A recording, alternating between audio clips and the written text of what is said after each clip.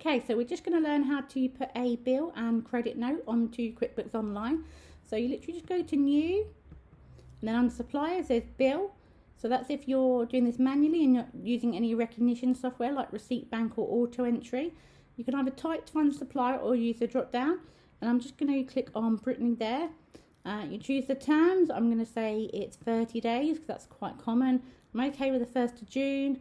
I'm just going to put a random bill number in there. I'm going to ignore the location, the class, because that will be coming in the advanced section. For now, I'm going to show you as if you aren't VAT registered, because I know a lot of you won't be. So I'm just going to click on no VAT, because that's what it would default if you're not VAT registered. If you are VAT registered, we don't use the no VAT for supplier bills or anything like that. So you literally just click on here and we'll go to professional fees, for example, and I'm going to pretend that's for accountancy and that amount, and then you can either save and close or save and new. I'm going to save and new just so we can do another one, and I'm going to say that Brittany also invoiced us on the same date, different invoice number, and that she invoiced us for £500. No, not 5,000, 500. Okay, and this time I am going to save and close. Now I'm going to pretend that that second invoice was actually a mistake by Brittany, and I'm now going to show you how to put a credit note on. So you're going to New and Supplier Credit, and I'm going to start typing Brittany in there. Okay, so the payment date is actually the credit note date. So I'm going to put a credit note number in there, again ignoring location and class, and I'm going to change that to no VAT.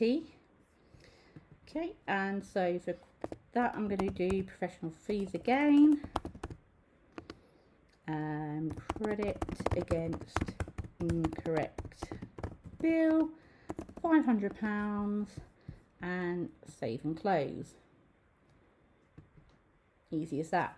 I'm just going to show you, in case any of you are VAT registered, just what it looks like with VAT. It's not that much different.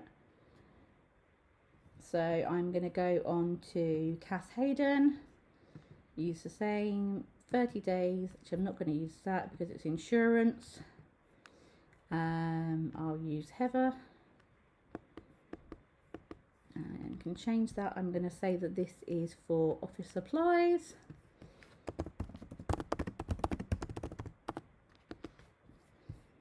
And like that, and I'm going to say that's 20% VAT. And can you see it's gone from the 1,250, which is there, it's added on the VAT and got the total of 1,500. Again, I'll just save and close. So it's pretty much the same if you're VAT registered. You just have to be careful of what VAT code you're using.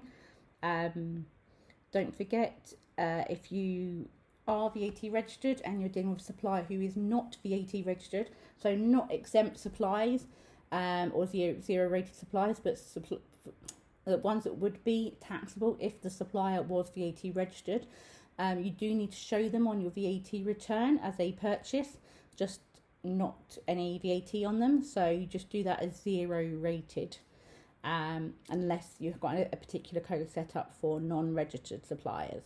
But that is it, and I'll see you on the next module.